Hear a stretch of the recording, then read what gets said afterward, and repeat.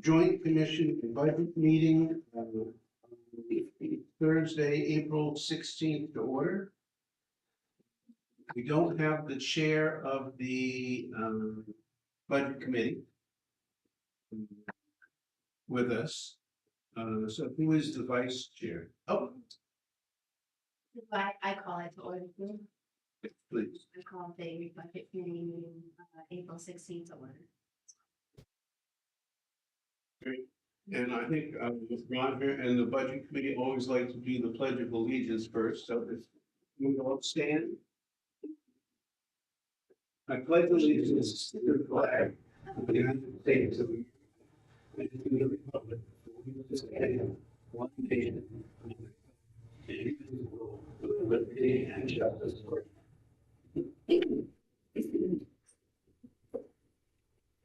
The question we have, we would have a quorum of 4 members, because we only have 8 members of the budget committee. Yeah, they're not gonna vote on anything today. Oh, okay. I mean, so, No, excuse me? no votes. Well, I mean, it's a straw vote in the sense that you're just giving a sense of the command here. It's not, nothing becomes an official vote here. So whether we have a quorum or not, I don't think it matters at this point. And so, what we usually do, we start any meeting with a public comment. Is there anyone who would like to address the commission and the budget committee?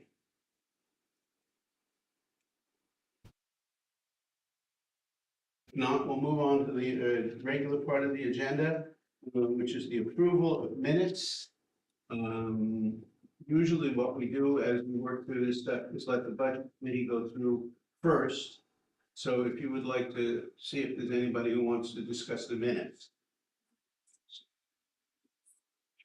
I don't believe you can approve them officially because we don't have a quorum, but if there's any changes that need to be made, we can have them made before the next vote.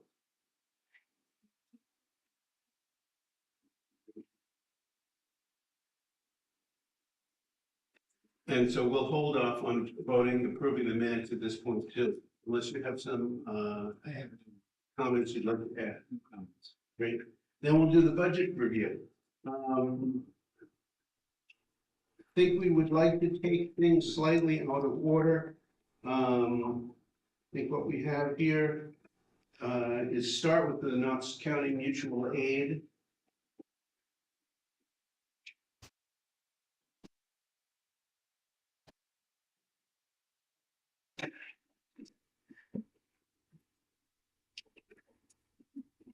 The short space. Oh, we like that. Don't you? Yeah, no, it's great. So, Knox County Mutual Aid Association originally had, put a request together, but this was a while back, dating back 6-7 months ago before we moved forward with this. At that point, Can you Yeah. introduce yourself first, yeah, please? I'm Steve Hallett. I'm the president of the Knox County Mutual Aid Association. You need him to introduce himself. I'm the newly appointed public safety coordinator for the county of Knox. Thank you. Your name is? Bob Coombs. Thank you.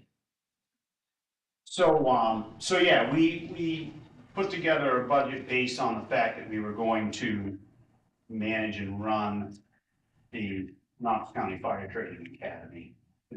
So we have regrouped as an organization, and turns out that we're probably not going to be administering that program.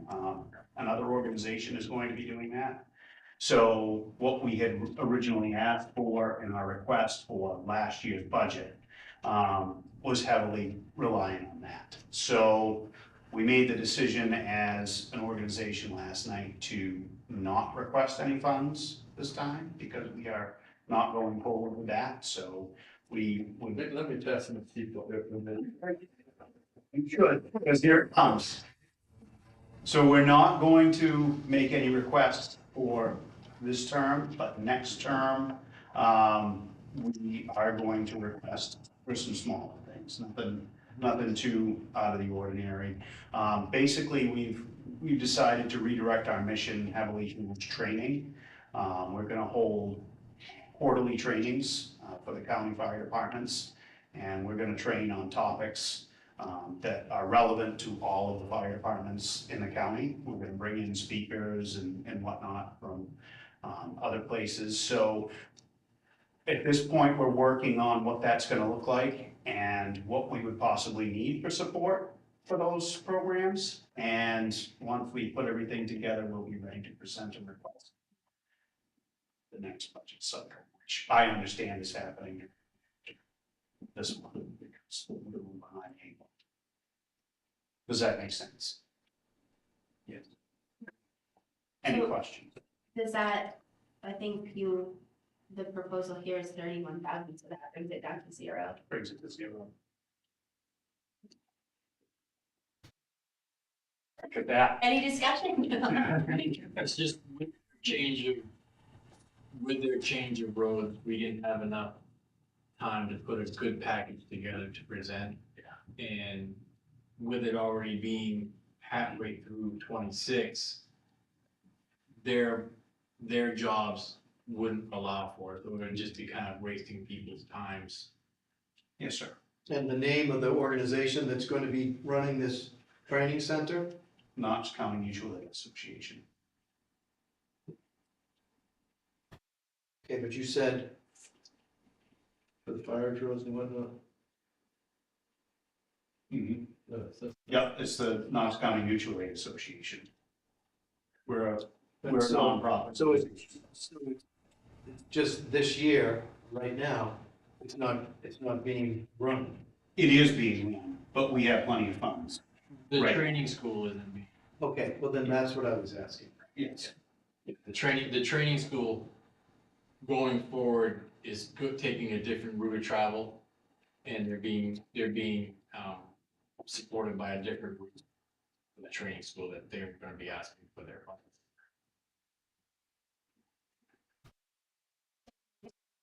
For 27, a budget more in line with 24 or 25, somewhere in there. Yes. Okay.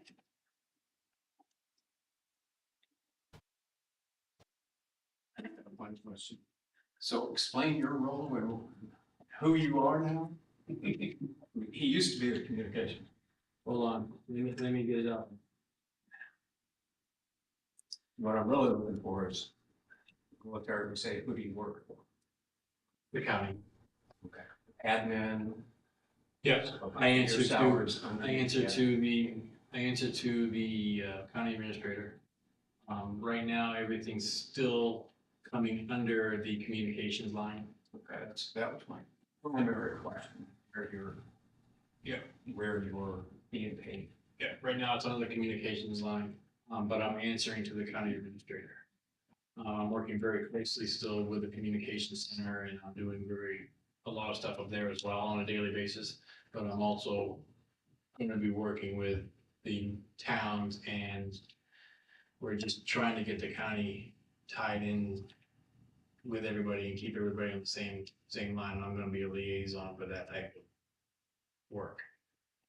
Are you still dispatcher qualified? I am Okay. fully Are certified. you sitting in, are you doing that as well? Taking a break, but I'm still fully certified. So if I have to, I can go in. She's got it all under control. So this might be a question for the administrator. So at some future time, his salary would move over into admin. Most likely, yeah. Yep. Yeah, it's such a new role, and it was kind of a discussion we had with the Knox County Mutual Aid Association. Given our budget restrictions, we weren't able to fund a full position, but we were able to reallocate a person to be able to support that need. We do anticipate it's going to evolve. We do anticipate attending a lot of mutual aid association meetings and making sure we're all on the same page, and then we'll figure out where, most likely administration, but it's just so new, we don't know exactly the right structure for it. And so that's why you're sitting in on this. In the future, you're also going to be liaison. I'll be with the president of the Knox County Mutual Aid Chamber Association, just as a support person. I can add a couple of things. One of the reasons we're doing this is requested by the fire chiefs and some of the select board were saying we need more coordination with the county, especially with fire and EMS. And we were able to, as Bob's duties changed because we now have a full dispatch center. He still does a bunch of the technical work, computer work there. He replaced all the computers this year. So it's, the great thing is we're able to basically add his responsibility, transfer a little bit without adding a new job to the county's roles, which is the great thing about this. Thank you. Any further questions? Discussion? We're not taking strong votes tonight. But I am curious if we're ahead on that. Does anybody have a problem with who going to zero?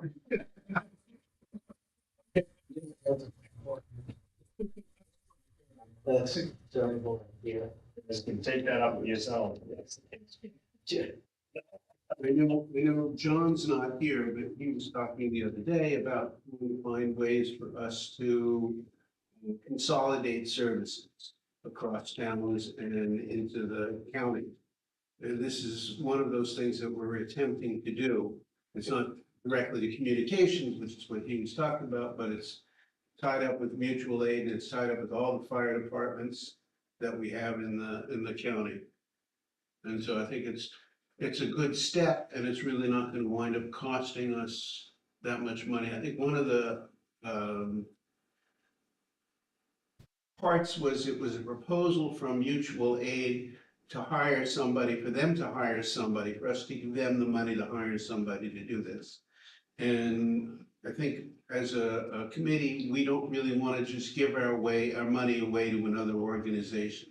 So this was a way for the county to have some input into what happens. And therefore, we're working more closely with the mutual aid as opposed to just saying, here is money and go ahead and do it. So I think it's a great idea, and the fact that you're not asking for any money is even better. Well, I mean, we could have, but Yeah. I'm a firm believer and you've got to be able to speak to what you're asking for. And right now we can't. So, you know, we've got to put some higher numbers together and get a good base. Or that way, when I come here next cycle and you have questions, you know, I'll have details to share. But when it comes to next year, I want to say that we will strongly support what your efforts are, because we think it's very important. Thank you. I want to speak for a second about the sophistication of training, what's happened to training in the last, say, 10 years for fire personnel? Well, it's gotten a lot more involved. It used to be, you used to be able to join your local volunteer fire department. You know, you'd attend a couple of trainings and the chief would say, yep, you're proficient and you're ready to go. And that's all it would take. But now it's come so far with certifications, minimum requirements from the state government. It's evolved, that's for sure. And that's one of the reasons why we have such a hard time getting new volunteers, because what's the fire academy? Yeah, what's that? It's like, They stretched out the. it's a lot. It's over 200 hours now, and that's a commitment that you have to make outside of work and life and everything. And it's a tough pill to swallow for some people. So yeah, there's a lot to it. It's a different world. It is. Like you said, it's one of the reasons you can't nobody has a lot of time to volunteer that. Where is the training happening that you're not doing this year? So it's still happening, but we've done it without having to spend a lot of money on it. It's happening throughout the county at everybody's different stations. And it's almost over. It wraps up in June. So, yeah, and this will be the last one. And future, the Midcoast School of Technology, it's gonna take them on through their adult ed program. Yeah, which will be very nice. And they'll hire local instructors from the area and everything, so. Great thing about that, I've seen, because I'm involved in search and rescue, I've seen search and rescue people come out of the training for that as well. Seen kids come, it's a way to get kids involved and interested in the programs and they come straight out of that school and join Yeah. different departments. Well, one of the things we liked to hear, because I sat in on a meeting with them developing and everything. With them, they have their own gear, they have their own equipment and everything, so you'll essentially be able to say, okay, I like this adult ed course, I wanna try it out and see what it's all about. And you'll be able to go and take the class and get certified. And then you'll be able to go to your town department and say, hey, I'm here to help, and I'm fully certified, by the way. And that would just be huge for us. Great, so, yeah, it's great. If I may say, I think that the days of the volunteers are over. You're gonna get close to that. And so I'm hoping you're gonna be the catalyst that maybe all the fire departments can start working together and do a little bit of consolidating. Cause I've had this discussion with Thomas and Fire Department. Where we have duplication of equipment and maybe we can start getting away from that, because it's getting very expensive for the small towns. Particularly to have a fire department and an ambulance department where we can work together. If we consolidate some of that, it might be a cost savings for us all. I think you're right, and I think having this new position, is a foundation that to kind of build and grow upon, because Bob's gonna work on that, he's gonna work on the county and, picking out the key resources and where they are and who has them, and, so that we all know, so that we don't have to duplicate that kind of thing. But the volunteer fire service is essentially gone away. I mean, I don't know if there's any towns that are full volunteer, are they? I mean, everybody pays. It's paid on call, basically is what it is, but I don't think that type of fire service has gone away fully. I think that there's lower attendance and there's lower interest in it, but I think, I'm a firm believer that that's because we've not done a very good job of the awareness, right? So, used to be, back in the day, you wanna help your community, that was the best way to do it. You go and volunteer at your fire.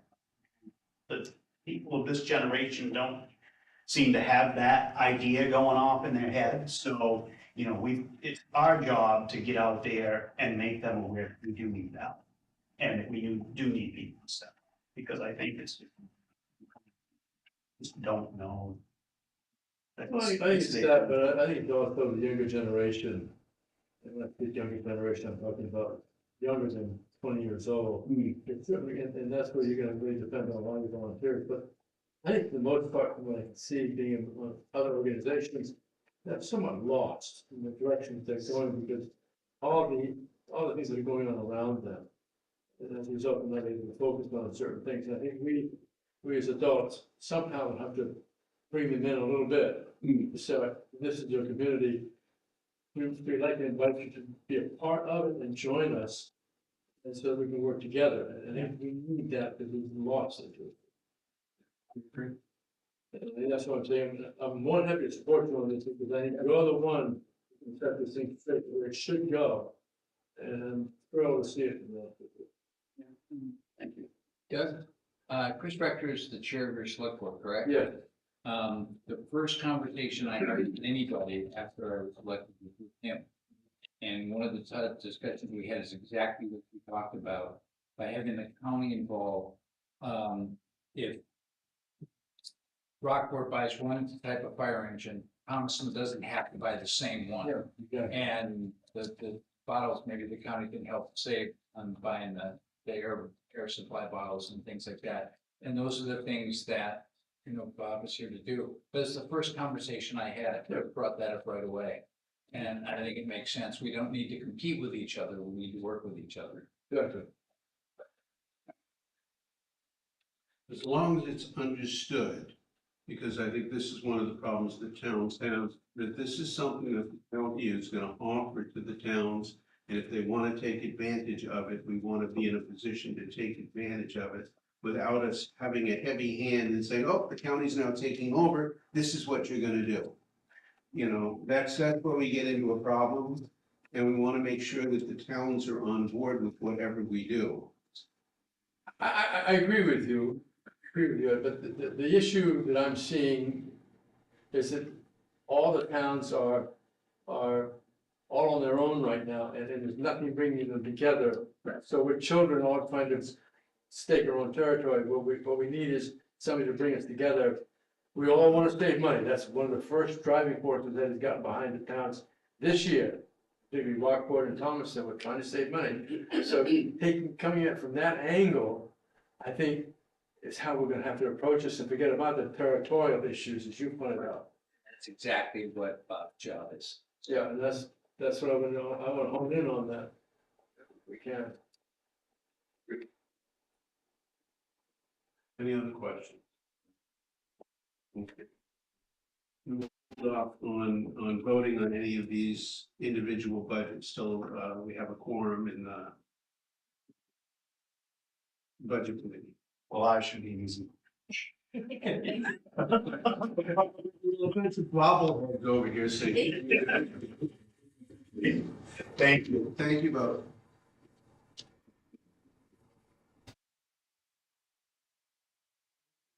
Back to the order that you have on your agenda. The next one would be the Midcoast Council of Governments.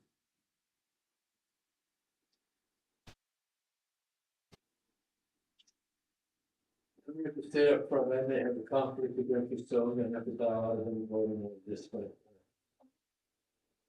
Oh.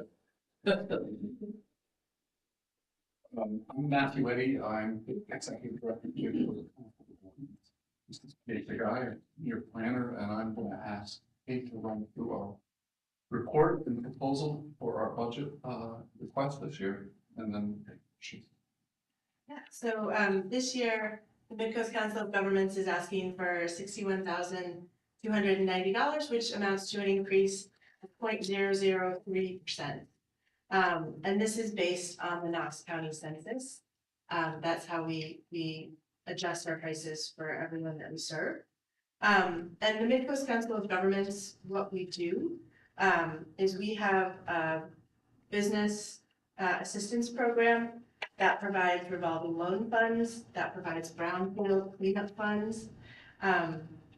We have a planning assistance program, so we work with the towns and communities of Knox County to do technical assistance trainings. We help them with their comprehensive plans, assessment services, ordinances, contracted planning, data and maps, things like that. And then we have community assistance programs. So we're working with the city of Rockland to look at housing improvements. We're running a pilot program on accessory dwelling units. We have a TIF support, tax increment financing fund support that we provide to communities. And we help them with organizations with strategic planning, including the county itself. We started a strategic planning process with the county last year. So these are all the suite of services that we provide within our organization, and we're happy to talk about the specifics if you want to really get into what we've done in Knox County specifically. Any discussion? You didn't used to do land use planning, but you have evolved into doing that, so, you know. I would say that we primarily do land use planning. It's really the foundation of all our other. It's about And towns in Knox County under your purview because the county supports you. So they can get in the door without being a separate. Right, the way our program works, with your membership, every community is entitled to 16 hours of free service that most of them use pretty heartily. And then there'll be larger projects where they'll enter into a contract with us, a comprehensive plan or vulnerability study or transportation study, and then we'll do additional work. And, you know, as, I mean, kind of an example of where we've had some recent success is we wrote a federal grant for Knox County for what they call Safe Streets for All program. And we're successful and received $850,000 grant from the federal government that will help us study and make temporary towards permanent improvements to improve traffic safety along the Route 1 corridor and the Route 90 corridor for all those member communities. And that's a good example also how we'll ultimately use the dues that you pay, because that program requires us to put a match in. So that match will be $17,000 a year for the next 4 years. And it's one we're really excited about because we can build more transportation planning out of it. Another good example of that is the Community Resiliency Partnership Program. We are a service provider for that, so our role is to help communities access the funds that the state has and do resiliency planning. Ultimately, Meg Rasmussen, who is our director, she loves to quote that for every dollar you spend in planning, you save $3 in emergency funds later on the road because you're more prepared in communities. And so we've been working very in depth with the communities of St. George and South Thomaston, but also the communities of Appleton and Hope and Warren to enroll all of these communities in the partnership program, which gives them access to a lot of resources at the state level that they wouldn't otherwise access. So that's a way of spending a little bit of money to leverage the access to more funds for the communities in Knox County. I've got one more question. Years ago, there was another organization that provided planning piece for the towns. Every year they would do a training for the towns, and the towns would come and find out what's available to them and what kind of things they're doing. Some updated news. Have you guys thought about doing? We do. We have a technical assistance program that provides training to the towns, and so we do trainings that are topical. So when there's new legislation that comes down, we bring the communities together to talk about how that's going to impact them. So LB 1829 is the current one that we're really focused on to think about housing density. So we're putting together a training, and we're collaborating with the Maine Office of Community Affairs and our local, the Lincoln County Regional Planning Office and some other planning offices, so that we can put a training together that really addresses the new legislation that's coming down that communities have to adjust their land use plans to accommodate. So, and we have every quarter we do a technical assistance training with community planners from across our region, and every planner and person who's thinking about planning in their community is welcome to attend that. And then we offer one-on-one technical assistance. So if there's a specific issue, or if they need some advice on the ordinance, or if they're running into some questions about how their ordinance is written, or land use zoning, we're happy to work with them individually and address those. So that's a poll, so the town wants to participate, they ask you, or are you pushing down to them? We invite them to our trainings. Trainings that we invite them to around a range of topics. We not only do land use planning, but we just recently held a training in Knox County about broadband and internet safety. And so we brought some experts into the room. We have a new training tool. We have a new toolkit for communities to use to think about how their website is set up and other things regarding the internet. And so we did a whole training for communities in Knox County around that. So it's not just about land use planning that we're doing trainings on. So we offer a wide range of trainings that we encourage the towns to attend. To your original question, really, the organization evolved into a council of governments, which is a full service organization, as opposed to the regional planning. Yeah. Well, and the reason I ask this is because this is something I watch frequently and am deeply involved in, and I have not seen any request or notifications or anything like that. So I'm wondering where your plug-in is to the towns. Is it strictly if they have a planner? If I can jump in here, John, with I wear two hats, this organization. I sit on a loan committee, we help small businesses out, but the other one, I sit on the Thompson Traffic Advisory Committee. We've used them extensively in trying to set up the parameters for us to work from, to try to deal with the traffic issues that we're having and having safety zones and whatnot, and they've been phenomenal, unbelievably phenomenal. So I think they are gonna be around for a long time, and I think if each town would reach out, you don't have to be a planner, it could be a code enforcement officer, it could be anybody, just reach out to them and ask the questions, and they will be there to assist. Yeah, We also- we are using, South Thompson is using, there are a couple of things that we're using. But I haven't seen any, we're having a training 3 weeks from now at this location, you're all welcome to come. So I guess that would be my request, is that you figure a way to get that information. We have a newsletter that we send out, so every time we go and visit towns, we encourage people to sign up for a newsletter. Because that's really where we have lists of grants that we're aware of trainings that are upcoming, both ours and other people's that we're aware of, and resources and projects that we're doing, like the Safe Streets for All. We just sent a transportation survey out and asked towns to, engage with that. So all of those opportunities come through our newsletter, and then we'll do individual outreach. We recently just sent one of our planners around to introduce himself to every single community and get contacts from us so that we have better contact list. We'll go check and see where the notices are going to the south. I know I get all of them. In the past, this wasn't a county budget item. It wasn't town.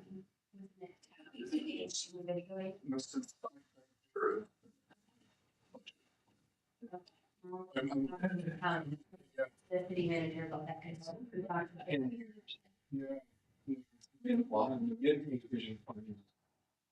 Getting in the way. So we, the city of Rockland, probably have separate contracts on top of what their normal services are.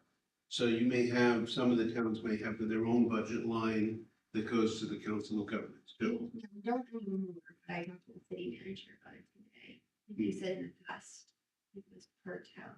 So it's quite a while. Yeah. And it took the county probably 3 years to figure out where they were gonna start directing towns to be able to get the planning, land use planning expertise that they needed. So their role has changed. And the county used to support Metco's commission and now they do. How many people do you have working for you now? Today we have 8 full-time, and we're also using more and more contractors, 4 or 5 steady contractors that help us with a variety of projects. We'll likely go back up to 9. As soon as we're in the process of interviewing for one person who's leaving and one person that's gone.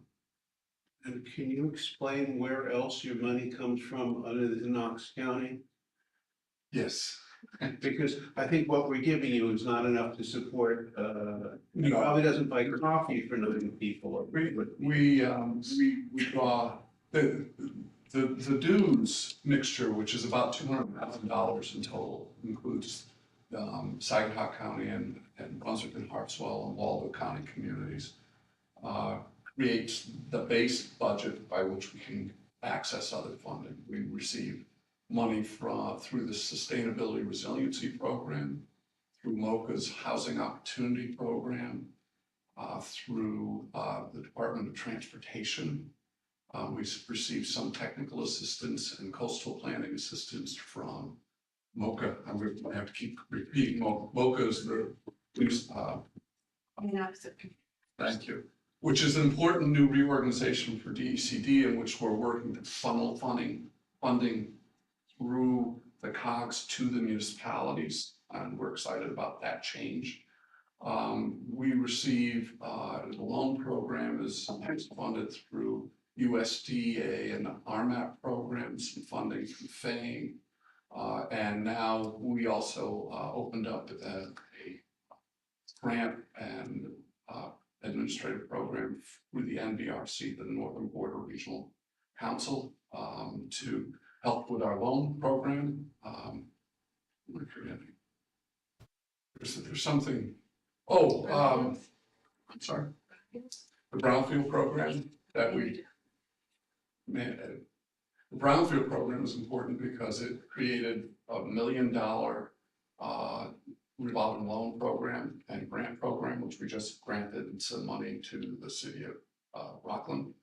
And it also provides us assessment money, which we'll now be able to go back and get more to help communities reuse and redevelop their sites. Maine Redevelopment Land Bank is a spin-off of that, helping communities with properties that they are stuck with and stuck on, and trying to get them cleaned up and back into production. And then we recently received another grant through USDA focused on rural food movement and the packaging of locally supplied food, processing, and then distribution. It was something we really wanted to learn about through our SEDS process, the Comprehensive Economic Development Strategy, that EDA funds us for. And that one focuses on different clusters. You're working in the arts and culture cluster, but this food cluster was one we were really interested in figuring out. We know that there are bottlenecks in that if local farmers had a better distribution system and an access to processing, that they would be able to increase their market share. And so that's a project that we're pretty excited about. And that's another $500,000 or $600,000 grant over 3 years that we received. I think we covered them all at all. So basically, we do pay for coffee, and that's about it. It's a very important piece of coffee. I can't stress how important the dues are, because I think of, and when I present our budget to our board, the dues are the match to bring those programs in. So that's how we look at it, and to cover a little bit of my time. I think that. It's also an important aspect to say, you have 16 hours of our time, to go to communities and say, you have 16 hours of our time that's paid for.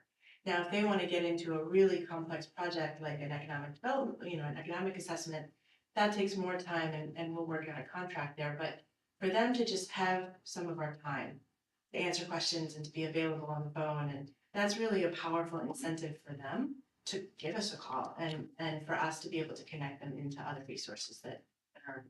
So it's a really powerful lever. As the county provides these fees, which of course we get from the individual towns, does this give the ability for the individual towns to make those calls? Yes. Okay. Absolutely. And it also entitles them to be at our General Assembly meeting, participate in election of officers, and participate in the development of budgets and in the programs. And they provide lunch. And coffee. Yes, definitely coffee and more. Not to be a cheerleader, but for us as a county to try to provide those same services to our towns would cost far more than what we're paying for you to provide those services. Just that amount of money doesn't even pay for somebody on that level. The breadth of knowledge that you have, because you have so many different employees who bring different skills, means we have access to a lot more information or a lot more skill sets than we would have if we had just hired one person for a whole year. The equivalent to that is Lincoln County, which has a budget, I think, in the range of $300,000 to $330,000 to provide planning services to their communities. And we have a few members of Lincoln County that are members of our organization because of our economic development services.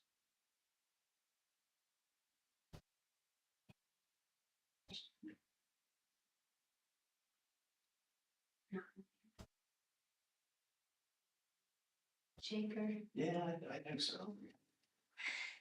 But I always have, so. Okay. You're not. The spirit. Doug works very hard for us on our loan committee. That's the course of it is time. Yeah. And on the commission level, do you have any other questions? Now I'm quite happy with what I've been so far. Thank you both very much. for coming. Thank you for having us.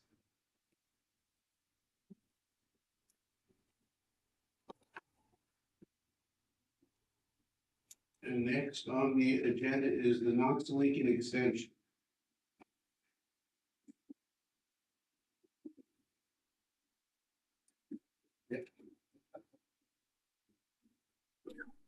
Evening, everyone. I'm Nancy Wood, I'm the vice chair of the executive committee, very recently vice chair. And I'm going to defer to Ryan, who's been around much longer and has a much better grasp of all the finances of the programs. Thank you, Nancy. I'm Ryan Lashan, the English Maine Crawford Extension, the 4-H Youth Development Professional that covers Knox and Lincoln counties, and also the director of the 4-H Camp and Learning Center down in Tenants Harbor. So a lot of hats around there. And so we're here for our annual budget request, which, as you may or may not know, so our funding is split between Knox and Lincoln County to fund the administrative staff and to fund the operation of our office, which ensures that someone comes during business hours to the door to ask questions or to drop off samples. There's someone there and someone on phones, and then supporting professional and faculty staff that work out of the office as well. So our request this year is for $54,375, which is a $561 increase over our last year's budget. And that's due to our union negotiated contracts for our administrative staff that went up 4% over the last fiscal year. And so we tried to hide some other areas of the budget to get cost savings to get as close to a similar budget all for last year. So our programs range from, myself with work in youth development for kids, 4 to 18, and then we have our main families and home visiting program, which kids from birth to 3, home horticulture, commercial agriculture, as well as climate resiliency. Who knows? It could be anything at that point. So extension really works as the outreach arm for the University of Maine in our counties.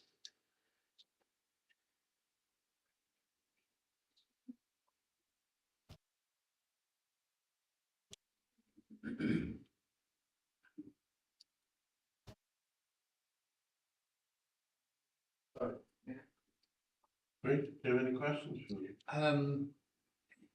Give me you did really quickly, give me a little more information about what exactly we're paying for and what you do.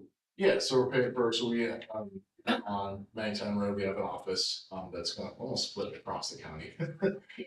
County lines by where the land is, and so the budget, the money from the budget here funds the operation of that office, includes the the electricity, the phones, the maintenance, and then for the administrative staff to be there, and the ones that help are there all the time, where most of our professionals and faculty have an office there, but they're out working in and out to the community. And where do you get your phone? So all of our staff that work in the office that are not part of the administrative staff all of our funding either comes from base funding from the University of Maine, comes either program revenue or from soft funded grants.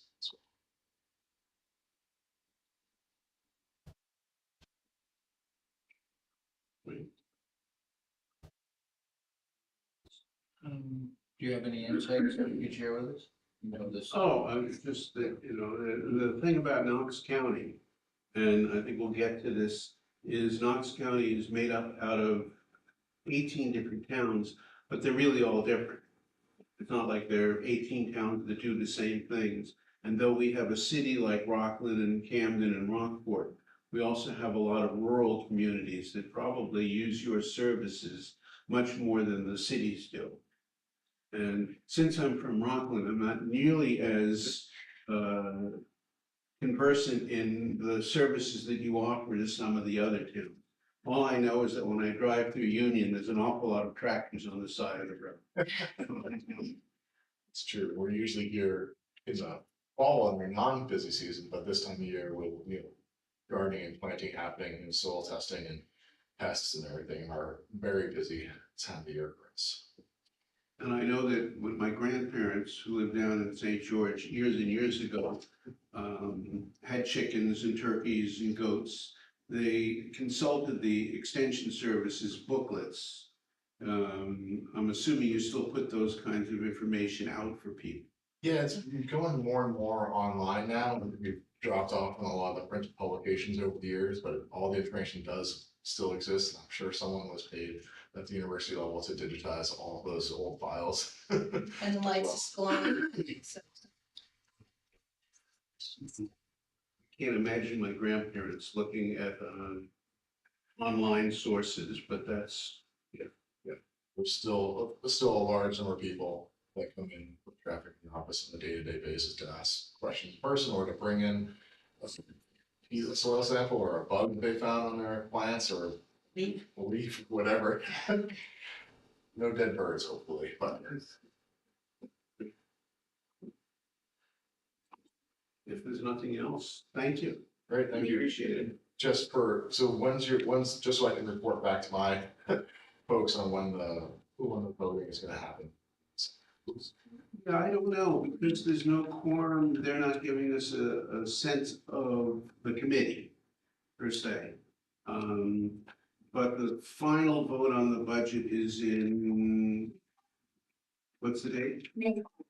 May 12th. Yeah. Thank you. we have our annual meeting, April 30th. We're all invited to come have some snacks and see those pamphlets and get more information. Open it. so- Open house, yeah. Great, thank you. Thank you all around. And the next one on the agenda is the Board of Justice. Sure, thanks.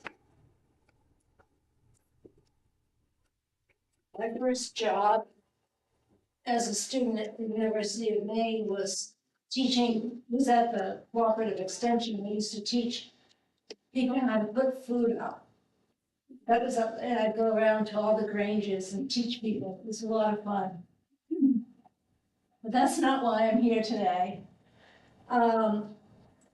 Since we requested funding, it has changed as well, which is good news for the county and particularly for your youth.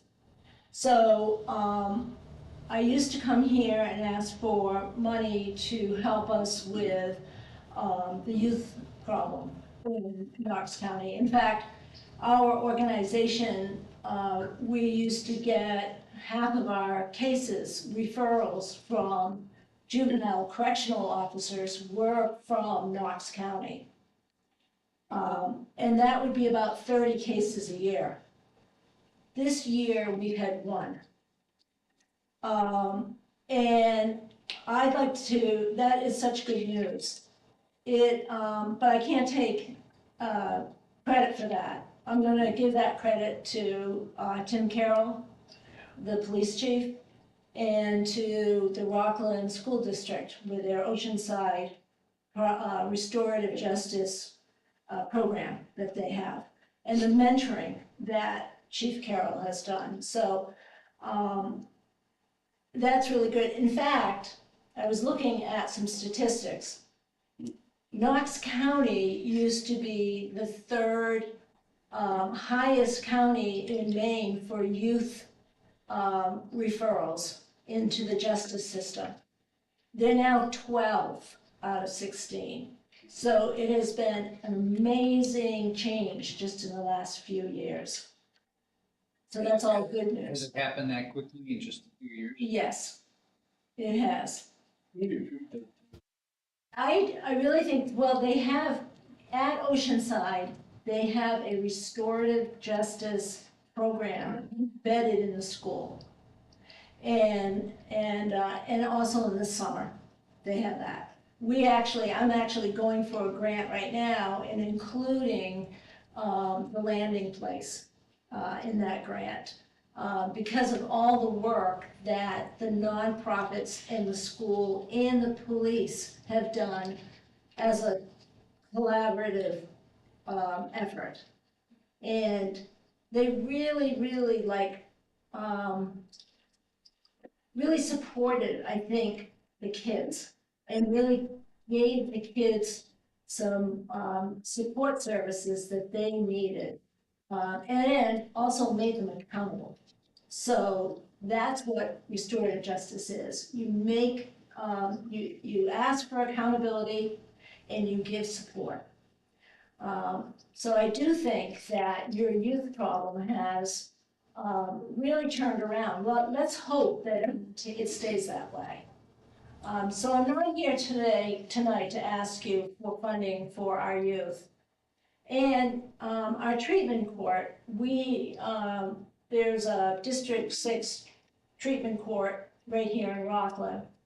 And my organization has been successful in receiving federal grant money to embed a restorative practitioner within that court.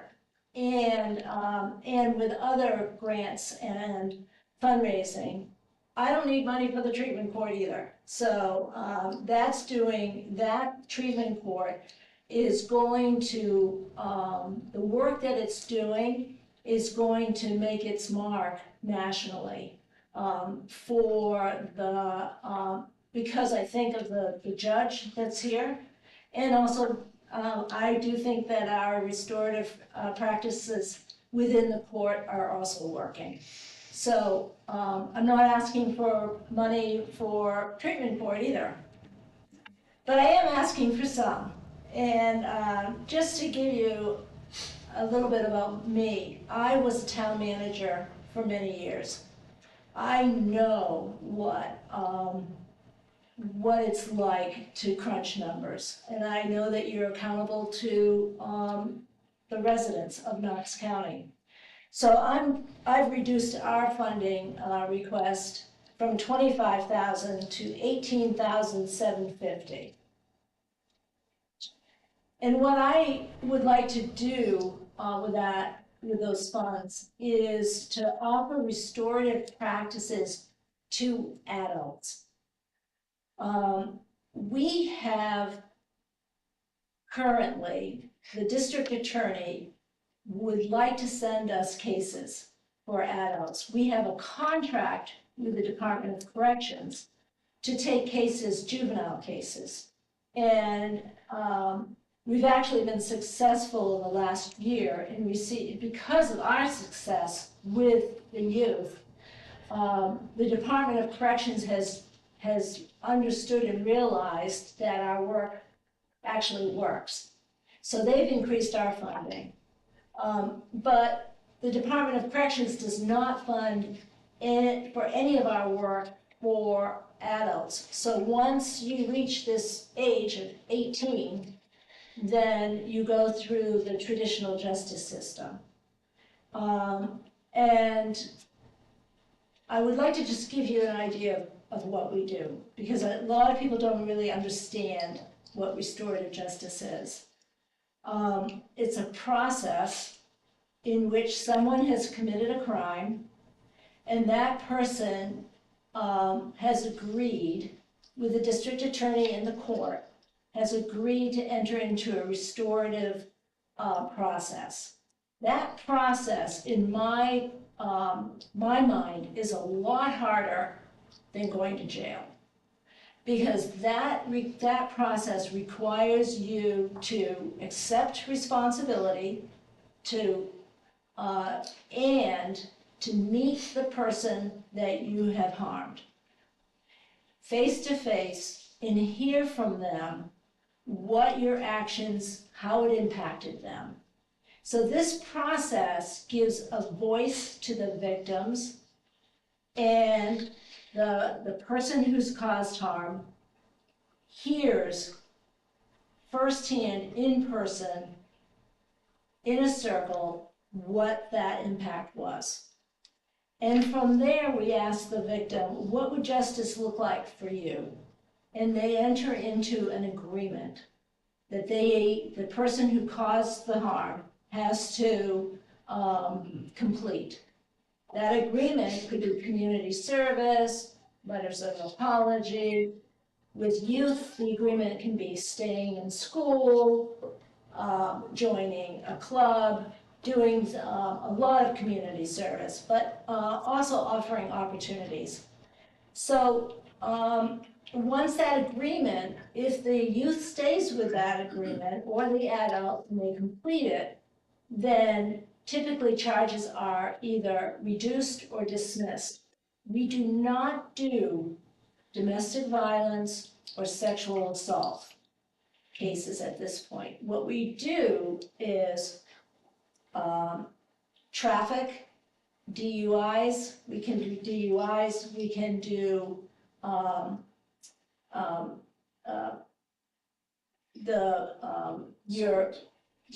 graffiti, property damage, stealing, we've done fights, weapons charges, youth with knives, we've worked with that. We've done youth with bomb threats to schools. But with adults, I think we would do mostly property damage, driving while intoxicated, things like that. Lower level crimes, graffiti.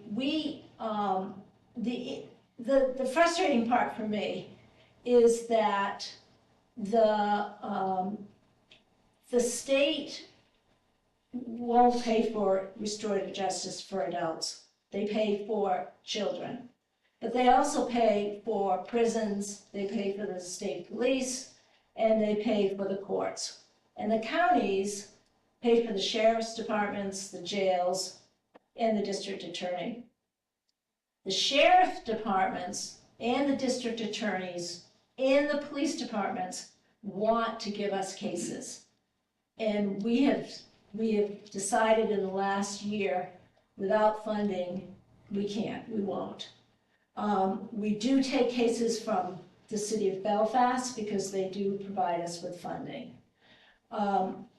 Last year, we took a case in Saginaw County that I think would be of interest to you, in that it was pretty publicized, where it was an adult case where a father and son had gone around the county and had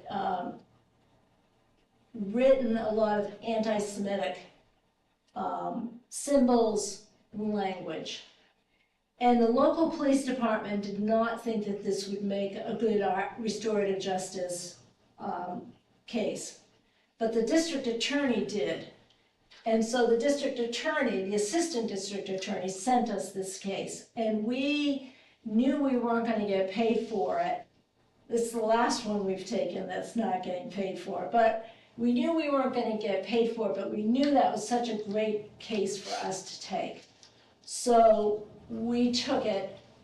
And these two people, the father and son, they were facing some serious charges and some possible hate crime. And we met with them, we talked to them about what happened, what they were thinking at the time, what they thought of since. They accepted accountability, which is really important. And then we had them meet with members of the Jewish community. I can't say too much about what happened during that meeting, but I will say that there were a lot of emotions. And I will say that these two people have not gotten into trouble since. It's really transformative. When you understand what you did and how it affected people, it can really change behaviors. Whereas our system is more where the district attorney represents the interests of the state. Our program represents the interests of those who have been harmed, the victims. And we try to keep people out of jail to the best of our ability. And in my past role as a town manager, I understand that police departments are, those budgets are always going to increase. They have to. The cost of fuel, vehicles, insurance, wages, etc. But I do believe that the process that we offer can reduce jail time and can reduce sheriff and police time. We've done cases that involve neighborhood disputes. That is the last thing that the sheriff's department wants to have a call for. And they are pesky, time-consuming conflicts. And people call the sheriffs, the small towns, they call the sheriffs. The larger ones, they might call the local police. But we have a good track record. 100% right now of our victims have felt that their voices were heard and are satisfied. 93% of the people who have caused the harm felt that it was a good process. In terms of recidivism, which most people ask about, I can't answer that. Studies have shown anywhere from 10 to 40% less recidivism, but it really depends on the type of crime, the type, and other factors, alcohol, substance use, poverty, etc. But we can make an impact. And so what I'm proposing is that if the district attorney sends us cases from Knox County in the next 9 months, we will take them. I've been in touch with her. She wants to give them to us. We will take them. We won't take them from the other counties. And that's a shame because I wish that the counties of this district, the 4 counties, would work together and think about, funding us minimal amount for the impact that we can give. So that's what I'm proposing. Yeah, if you have any questions.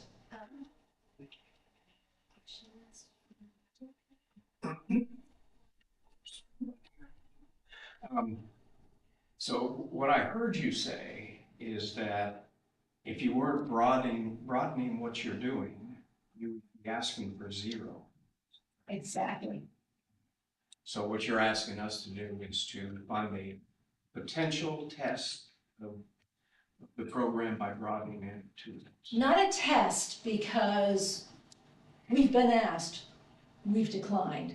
So we've had very good luck with adult cases in Waldo County, in Saginaw, and when there's money available, when we have grants. So there's no consistent funding for this. And particularly those that are between the ages of 18 and 26. The state will fund it till 17, and then at 18, you're supposed to be able to, be an adult. You end up at Two Bridges Jail or Main State Prison. So there is a track record on this type of a program somewhere else. Because you guys haven't done it too. We haven't done it here, so it sounds like you've done it else. Yes, because here the biggest, and I'm being very honest with you, here the biggest need were the youth. And we've worked really hard to get funding from Knox County. In fact, we've had years ago packed the room with supporters. I don't want to lose this funding, but I also want to be clear that we don't need it for the youth right now. And so I can't, in good conscience, ask for that. I mean, it makes no sense. I'm just being upfront with you that what can be done for the youth can be done for adults. And I think that you would see, I know the sheriff supports us, and I know the district attorney supports us. Now, I have gone to Lincoln County before and to Waldo County. Waldo County gives us funding for our work at the Maine Coastal Reentry Center, and that's $42,000. We have not been able to get funding from Lincoln, so I'm just being really transparent and open, that I would love to be able to serve the adults of this county, but we can't do that without funding, and the district attorney has tried to get funding for us here in prior years for adults. I don't know who was here a couple of years ago, but she put 50,000 in her budget.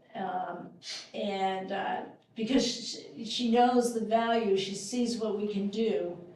I'm just asking for $18,750, which is 3/4 of $25,000, which is what we usually get. And if it was approved, we would start getting adult cases as soon as it was approved, because they have them and want us to do it. Peter? I'm fully supportive of the 18,000. But, this is not a distracting question, but I got involved when the opioid settlement came down. And, lots of, this is just Maine specifically, I think, but there's also a regional New England one. And I'll try to keep this real short, is that there are so many grant opportunities in that settlement. It was mind-boggling how they're trying to distribute it, and you're involved in a situation of substance abuse, adult, juveniles, and I know within that community, restorative justice and victim accountability or conversations is part of it. But I'm just curious, where does that fit in your particular, or is this up in the district attorney's office, or where can you get a hold of that? Excuse me, go ahead, Grant. I tried, Yeah. I applied, and none of the nonprofits or no one from Knox County got the funds 18 months ago when I applied. It went to other regions of the state, which I thought was a shame. So, yes, a lot of we use a practice, it's called the social discipline window. And traditional justice asks for accountability, but they don't give any support. So your accountability, so you end up going to jail. Our process gives accountability plus support. So when we have a case, we use that as a way to get people involved. We enter into an agreement that they go to AA or they go to some other program, or that's part of what we call the harm repair agreement. And they have to agree to that and meet that agreement in order for the district attorney and the courts to say, okay, we'll give you another chance.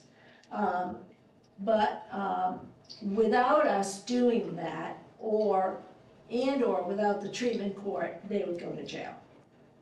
So our process, I can tell you it works, but it's hard to get funding because there is this perception that it's easy on crime, when in fact, I will tell you that it is in many ways harder, because you have to meet the person that you've harmed.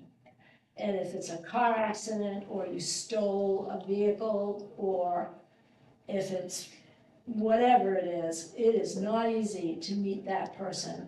And and hear from them, and then reach an agreement on what justice would look like.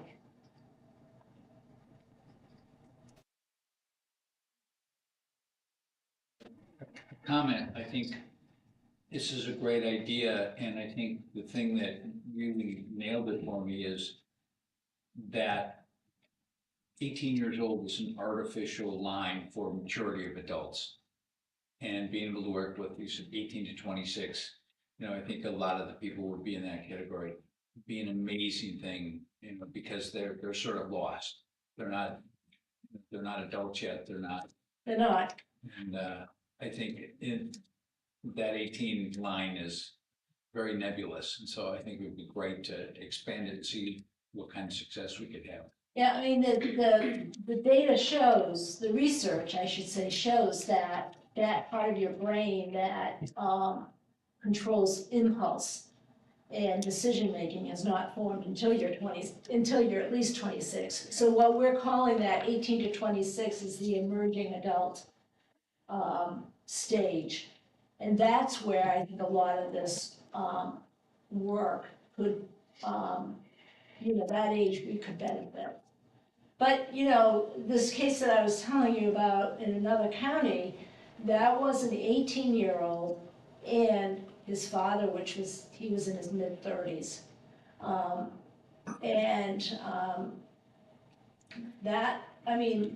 It can be very transformative.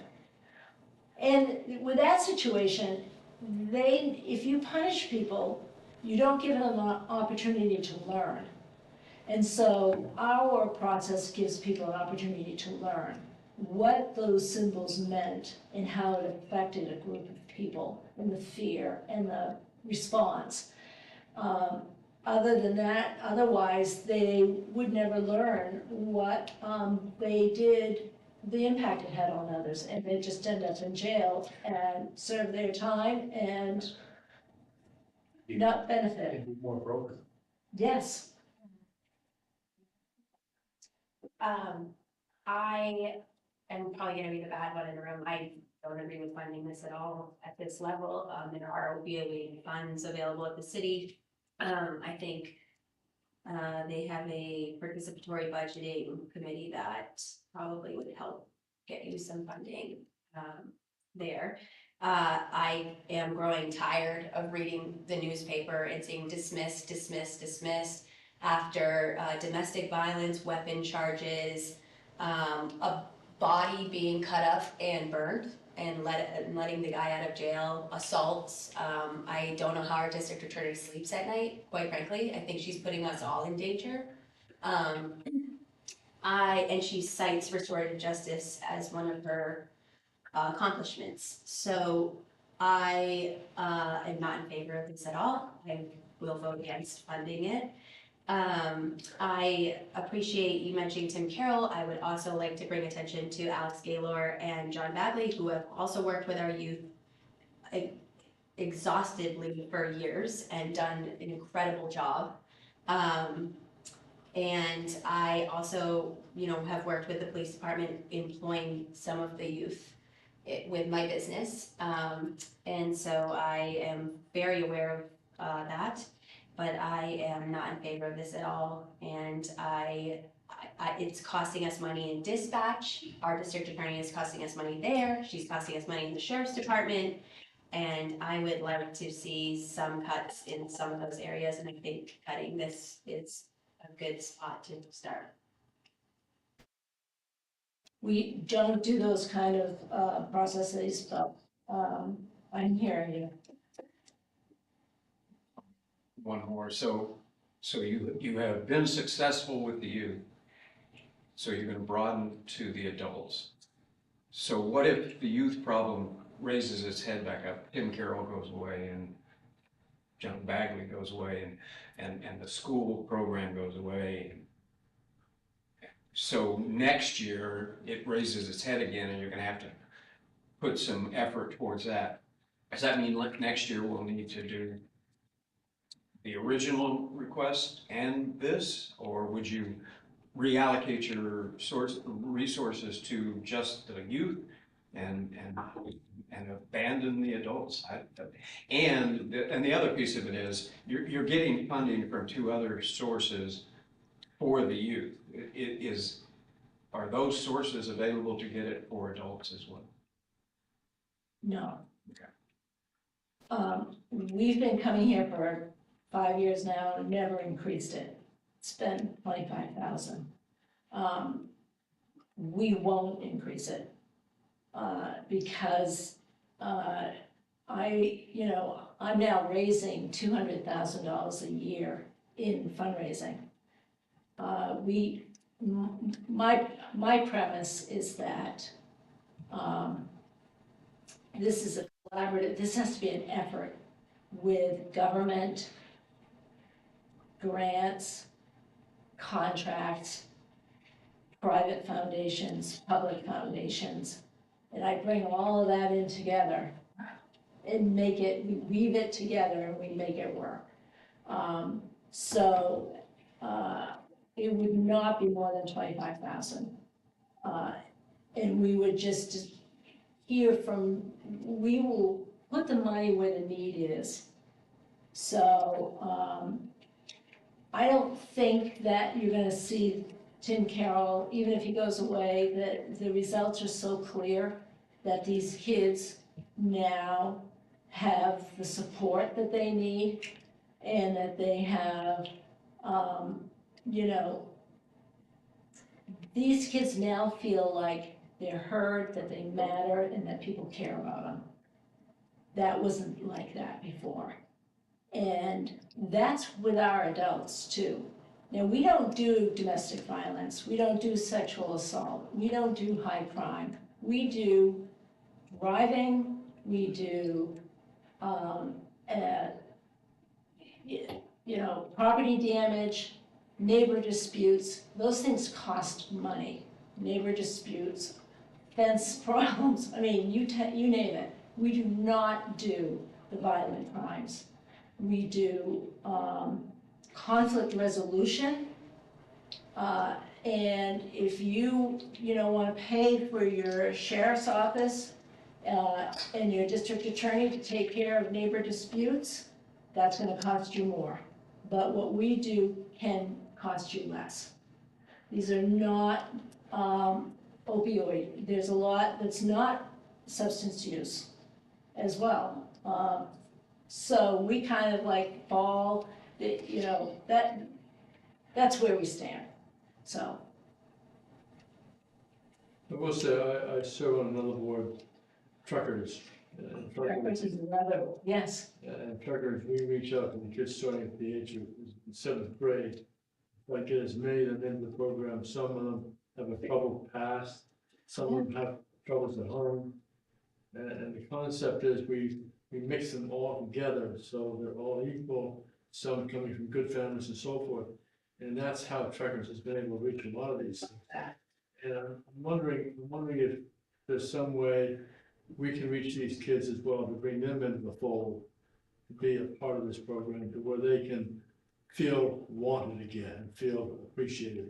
Yeah, I mean, we now have kids that were part of our program that are now mentoring kids because they have flourished as a result. And now they've seen the results of our work and now they want to help. So we do what they call peer-to-peer mentoring. And that works. We're actually we're gonna start a new mentoring program. I just met with someone from Owl's Head whose wife passed away, and they have started a legacy fund for peer-to-peer mentoring for men and women who are in prison to help them when they come back to the community. And so that's a privately funded mentoring program that we're starting. So in her name, because she was a mentor for us, for people who were in prison and helping them come back into the community and be able to enter into the community and thrive. and have the support that they needed in order to successfully reenter. So I mean, Trekkers is, you know, they're wonderful what they do for this area.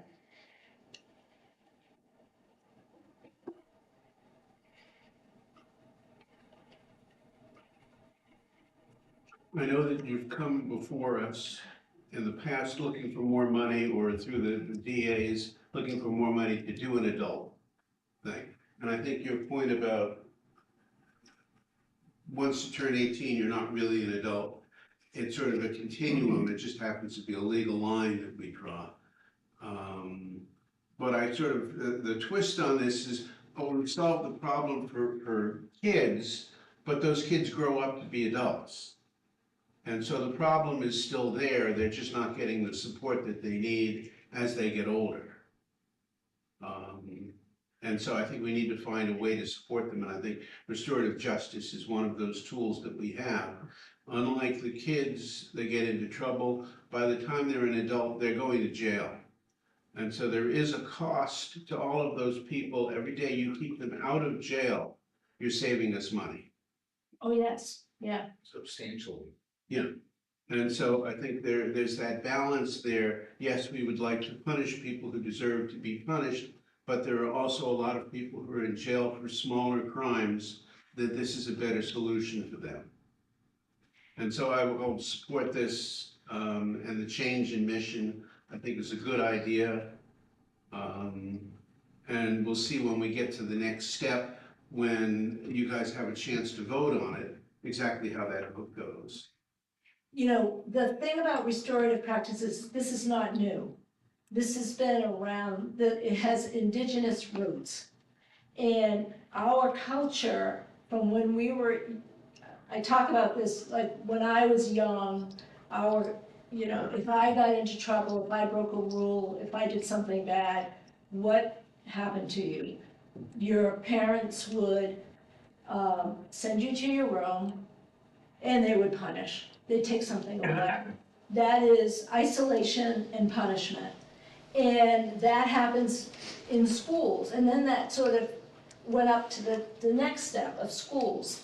You know, you get into trouble, you go to the principal's office, and you're either suspended or expelled, or you're, you know, something. So that's how we deal with wrongdoing, is we isolate and we punish. And that increases when you're an adult. So that when you do something wrong, we're gonna isolate you, we send you to jail, and we're gonna punish you. The indigenous groups, they're like, no, that's not what we do. We're gonna bring you in, and we're gonna hold you accountable, and you have to talk to your community, and you have to be accountable to the whole community of why you did what you did. And that's the basis of this. Because you're not gonna learn these low-level crimes, you're not gonna learn by being punished or isolated. You're gonna be learned by being brought in and being held accountable and hearing from the people that you've hurt. That's the premise of all of this. It's not something that has been made up. It's growing, it's being, people are seeing the results, so. Thank you very much for hearing me out. Thank you for coming.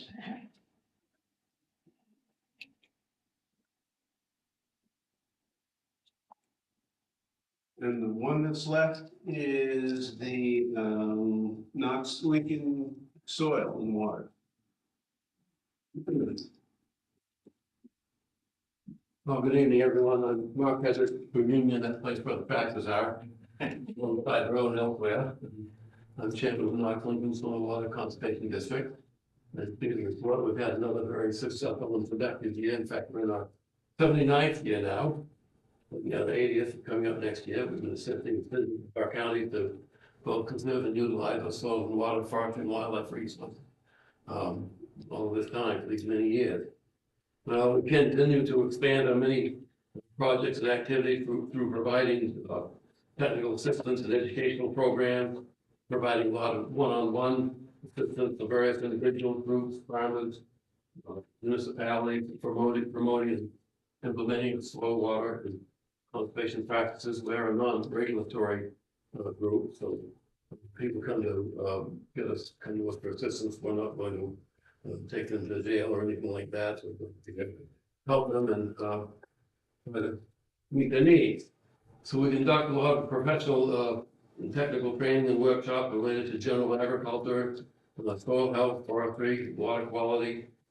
Some of these trainings include basic and advanced erosion control practices on cropland, camp roads, logging roads, urban development projects in other areas, shoreline stabilization project practices, stream crossings, culvert installations, gravel road workshops, and finding solutions for gravel road problems, septic system installation workshops. We do a number of them for contractors. We work with farmers and agriculture a lot. Certainly when we district began, those many years ago, we had many more farms at that time. That has changed now, although we still have many farms with a lot of smaller farms we've had recently. So they still have many needs. We do help them with proper management of hay land, pasture land, vegetable crop land, blueberry land. Most of this is done with on-site reviews on a one-on-one basis. We do soil and site evaluations. We provide assistance to farmers who need nutrient management plans. There aren't too many of them around now in this area, but there are some. So we help with that. We can develop those plans for them. Recently, the Department of Agriculture, who was my primary employer, developed a farmer drought relief program. Actually, they established it about a year ago. Under this program, we were authorized to develop irrigation water management plans.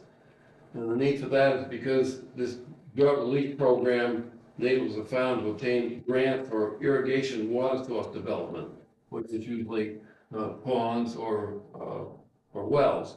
What we found because of these droughts we've been having, the department found we've got to do something to help out here because without irrigation water, the crops just aren't going to grow. The crops need that water. You all know when they need it. If they don't get it, it's going to be a failed crop or a crop of not very good quality. So this drought relief program helps a lot with that. So the irrigation water management plan is required to get that funding. We helped with developing that plan. So this was essentially developed from the rejuvenation of the Maine Ag Water Management Board that I partially manage as an employee of the department. And we had 56 applications for that program. This is directly related to our issue here tonight, but this is one of the information that program is up and running. It's could be a good program that has a lot of assistance to different farmers in helping us in this county. So we work with a healthy soils program. We conducted a 3-part soil health workshop series for beginning and experienced farmers this year. The last year we planned another one of those this year. It seemed to be very popular. The purpose of this to help to enhance soil health, through promoting more cover crops, increasing organic matter, hold more water in the soil, naturally improve drainage and provide better soil structure for those crops, reducing soil compaction to increase air and water infiltration, and creating enhanced microbial activity that promotes improved soil structure and better crops as well. So again, the Department of Agriculture initiated this Healthy Soils Grant Program last year in response to a growing need for these enhanced soil health in the state. And we just had an application period, we received 100 applications for that. So it was quite a process. Forestry, we work with forestry. We conduct outreach to the public and municipalities on invasive forest insect pests, and the lack for Asian longhorn beetle. Well, that's not here yet, at least we hope it isn't. There's those types of things. So we do a lot of hands-on workshops involved in those. A new program that just was finally approved last week, actually, through the Maine Forest Service with money that came through from the federal government, believe it or not, involved the temporary skidder bridge program for loggers and foresters in the forest. It's a lot of stream running through there that when the skidders and other equipment run through them, it creates a lot of erosion, creates a lot of rust, a lot of sedimentation. And these bridges are now gonna be available for farmers and loggers to obtain and put over these streams so that it reduces that impact of all that erosion and sedimentation. So our role is to act as an intermediary between the main Forest Service and that logger, with helping them get those bridges. We assist the general public municipalities with resource management practices. We continue to help municipalities, landowners identify, map, and create plans for invasive terrestrial plant species. We have a conservation landscape certification program that involves people going out to landowners who request it, helping them to identify their water conservation issues, invasive species, wildlife habitat, night type of thing. We've developed about 18 management plans for that type of thing in the last year or so. So that's a very popular program that seems to be, people seem to be coming back to us all the time for more information and assistance with that. So we've done many educational programs for adults and students. We reached over 2,000 students within the last year, 2,000 students and adults. We go to the classrooms K through 12. We provide summer camp, professional training workshop programs for the general public. We have an agricultural education program by staff and volunteers going to the classroom, teach about agriculture. We reached about 800 students this year in 65 classrooms. The topic this year was blueberries. Could be soil, could be blueberries, could be dairy farming, could be anything related to agriculture. And again, the topic. Pollinators are a new big issue. We need those pollinators, and the students are very interested in that. We've had several of those programs lately. We have 2 more coming up this year. We call it ecology camps. You've probably heard about conservation poster contest on various topics. We're in 88 classrooms each year, reaching about 967 students in 18 schools. We do many other workshops on pond building, fruit tree pruning, composting, anything related to agriculture or conservation. So a little bit on personnel. We have a really great group there now. We have 2 program development specialists who are full-time. We have 1 operations outreach manager who works 4 days a week. We have 2 conservation technicians who are available when needed on an ad hoc basis for more technical things that have to be addressed. We also have a professional engineer that's available to us as well. We don't need him very often, but when we do, he is there. So all these folks we have now, as I told Ed earlier, they're real self-starters. They work together really well. They keep things moving, keep our programs going really well, and I like that as chairman of the board. It makes my life a lot easier. So we have these staff. We have a volunteer board of 5 supervisors. We have several associate supervisors, dozens of volunteers who help us out with all these projects. A little bit of fundraising. We try to raise as much money as we can. We have an annual spring plant sale. We have a trout stocking sale. We sell wildflower seeds and books. We do some fees for services. We get funding from Lincoln County as well. We get funding from the Maine Department of Agriculture. And we get various grants from here and there when we can get them. So we have a lot of projects going on, providing conservation planning, technical assistance to landowners, farmers, units of government. And we work with many different groups to provide a very kind of a robust network of collaboration and public participation to strengthen all of our programs. So we appreciate the financial support you've given us in the past, and is hoping that will continue. And thank you very much for your time tonight.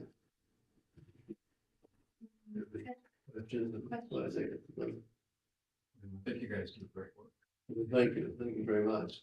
I've got a question. Yes, sir. Do you deal with the PFAS, the chemical problem that the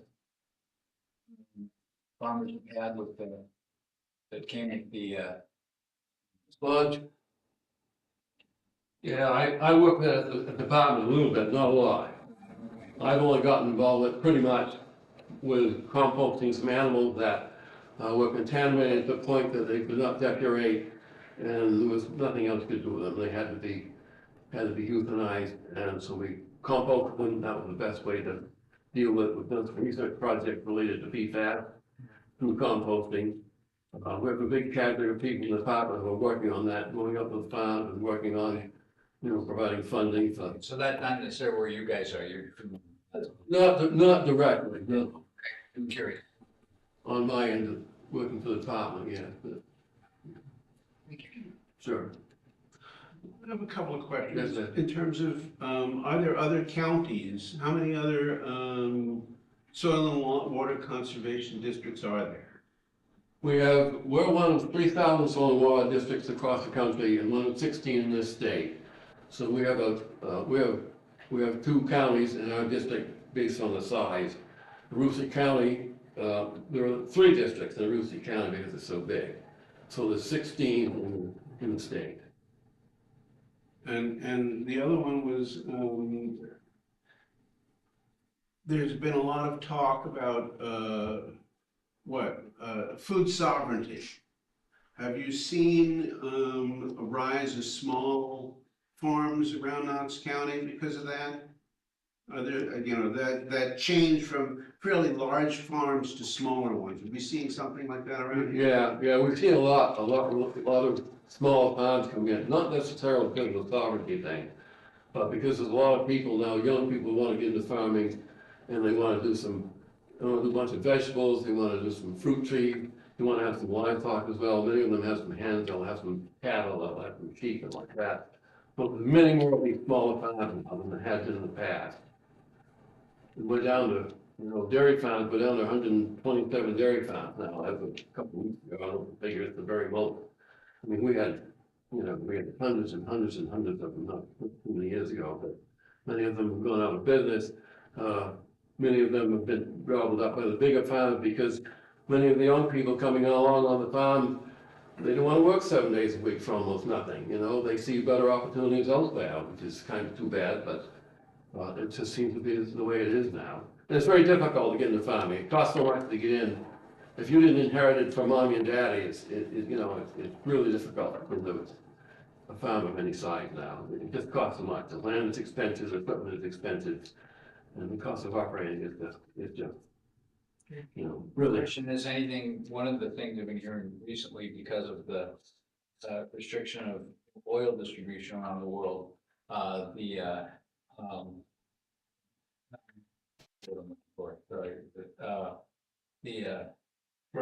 fertilizer is becoming a problem. Well, it will be, although you hear all this in the news, but much of the fertilizer that farmers were gonna use this year was bought a long time ago. It's in our local warehouses already. Okay. And of course, it's gonna be starting going out pretty soon now. Things are drying up, so it will be, but yeah, it's gonna be a problem. The price has gone up a lot. There are instances where some farmers didn't buy in advance, they're gonna be stuck with a lot of high prices. Not so much of a problem for us around here because we don't have those big farmers that use it all that much. Some, but. Midwest could be a Oh, substantial. yeah. Sure.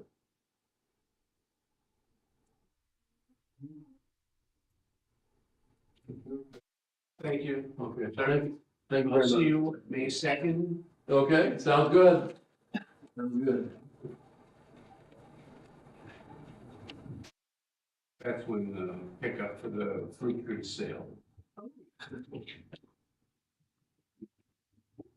Well, welcome to town, we will have the leftovers. What else do we have on the agenda? That's it. You have, does the county administrator have something she wanted to say? I was Something from Morgan, you said? Yeah, so Commissioner Heinen, she just wanted me to mention, she had a trip planned for quite some time and we didn't know when this budget process was gonna happen, so she just wanted to send her apologies for not being able to make every meeting, but she's tuning in and I'm keeping her updated, so she just wanted to send that out to you. Thank you. We have to adjourn this. Motion to adjourn. Yeah. Second. All in favor? Camera. Yeah,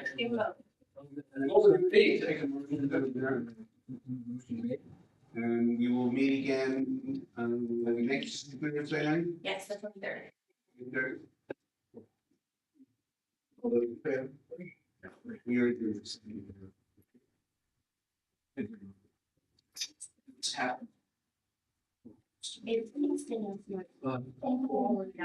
It's in little bit good. Same.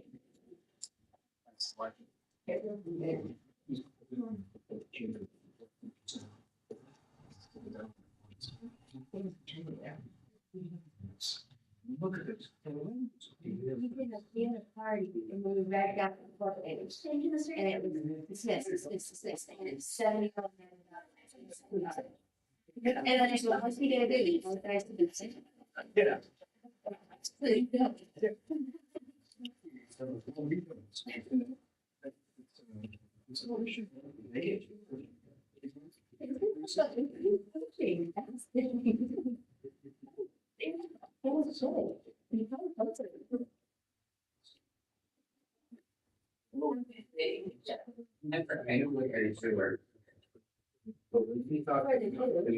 But 80.